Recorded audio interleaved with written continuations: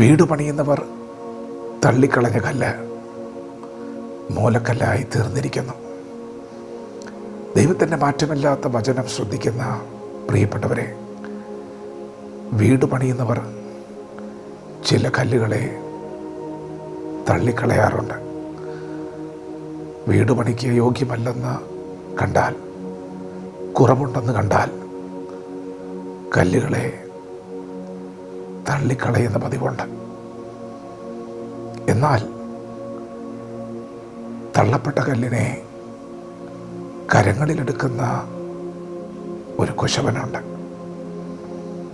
അതിനെ മൂലക്കല്ലാക്കി തീർക്കുന്ന ഒരു കുശവൻ. അവൻ തള്ളപ്പെട്ടതിനെ മൂലക്കല്ലാക്കും. പ്രിയപ്പെട്ടവരെ, വീട് പണിയുന്നവർ തള്ളിക്കളഞ്ഞതുപോലെ നിങ്ങളുടെ വീട്ടിൽ നിങ്ങൾ ഒരു തള്ളപ്പെട്ട കല്ലാണോ? നിങ്ങൾ അയോഗ്യരാണെന്ന് പറഞ്ഞ്, കുറവുള്ളവരാണെന്ന് പറഞ്ഞ് മാറ്റി നിർത്തപ്പെട്ട അനുഭവങ്ങളുണ്ടോ? നിങ്ങളുടെ കൂട്ടുകാരുടെ നടുവിൽ നിങ്ങൾ അവഗണിക്കപ്പെട്ടിട്ടുണ്ടോ?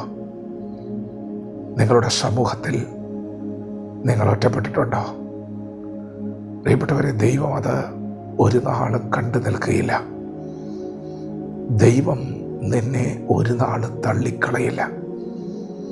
ആരൊക്കെ നിന്നെ തള്ളിയാലും ദൈവത്തിന് നിന്നെ തള്ളുവാൻ കഴിയുകയില്ല. കാരണം നീ ദൈവത്തിന് വിലയേറിയവനും മാന്യനുമാണ്.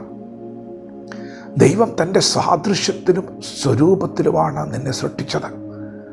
ഭയങ്കരവും അതിശയകരമായിട്ടാണ് നിന്നെ സൃഷ്ടിച്ചത്.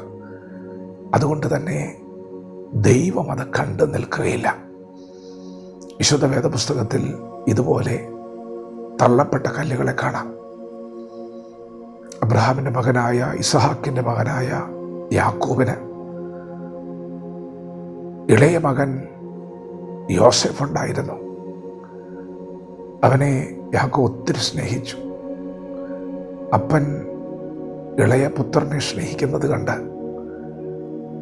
സഹോദരന്മാർക്ക് അവനോട് പകയുണ്ടായി. അത് വലിയ കോപത്തിലേക്കും കയ്പിലേക്കൊക്കെ പിന്നീട് മാറി. ഒരിക്കൽ അവനെ കണ്ടപ്പോൾ കൊല്ലുവാനുള്ള ദേഷ്യമായിട്ടത് മാറി. അതെ, സ്വന്തം കൂടപ്പിറപ്പുകൾ യോസേഫിനെ തള്ളിക്കളഞ്ഞു, പൊട്ടക്കിണറ്റിലേക്ക് എറിഞ്ഞു കളഞ്ഞു. യോസേഫിനെ അടിമച്ചന്തയിൽ ഒരടിമയെപ്പോലെ വിൽപ്പനയ്ക്ക് നിർത്തി. കാരാഗ്രഹത്തിലും ദീർഘവർഷങ്ങൾ അവൻ അടിമത്വത്തിലൂടെ കടന്നുപോയി. യോസേഫ് ഒരു തള്ളപ്പെട്ട കല്ലായിരുന്നു. സ്വന്തം വീട്ടിലാണ് അവൻ തള്ളപ്പെട്ടത്. വലിയ വേദനയാണ്. എങ്കിലും പ്രിയരെ, യോസേഫിനെ ദൈവം ഒരു മൂലക്കല്ലാക്കി തീർത്തു. തൻ്റെ കുടുംബത്തിൻ്റെ രക്ഷയ്ക്ക് വേണ്ടി, സമൂഹത്തിൻ്റെ, രാഷ്ട്രത്തിൻ്റെ രക്ഷയ്ക്ക് വേണ്ടിയാണ് ദൈവം അവനെ എഴുന്നേൽപ്പിച്ചത്. പ്രിയപ്പെട്ടവരെ, നിങ്ങൾ എത്ര തള്ളപ്പെട്ടാലും നിങ്ങൾക്ക് ദൈവവുമായിട്ടൊരു ബന്ധമുണ്ടെങ്കിൽ നിശ്ചയമായും ദൈവം നിങ്ങളെ ഉയർത്തിയിരിക്കും.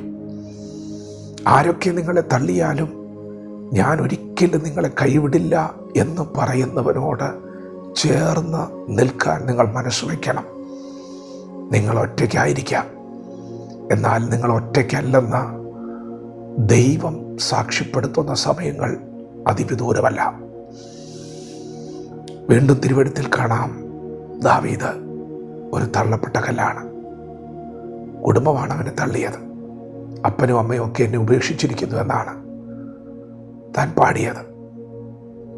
ഇസ്രായേലിലെ രാജസ്ഥാനത്തേക്ക് ഇശായിയുടെ മക്കളിലൊരുവനെ ദൈവം കണ്ടിരിക്കുന്നു എന്ന് പറഞ്ഞ് ശമൂവേൽ പ്രവാചകൻ ഭവനത്തിൽ വരുമ്പോൾ, മക്കളെ വിളിക്കാൻ പറഞ്ഞപ്പോൾ അപ്പൻ യോഗ്യരായ ചിലരെ മുൻപിൽ കൊണ്ടുവന്ന് നിർത്തി. അങ്ങനെ നിർത്തുന്നതിൻ്റെ ഇടയിൽ ഇളയവനെ അപ്പം മറന്നുപോയി. കാട്ടിലാടുകളെ മേയിച്ചുകൊണ്ടിരുന്നവനെ, തള്ളപ്പെട്ടതിനെ ദൈവം പുറത്തു കൊണ്ടുവന്നു. ആരൊക്കെ നിന്നെ തള്ളിയാലും ദൈവം നിന്നെ പുറത്തെടുക്കും. ദൈവം അത് കണ്ടു നിൽക്കില്ല.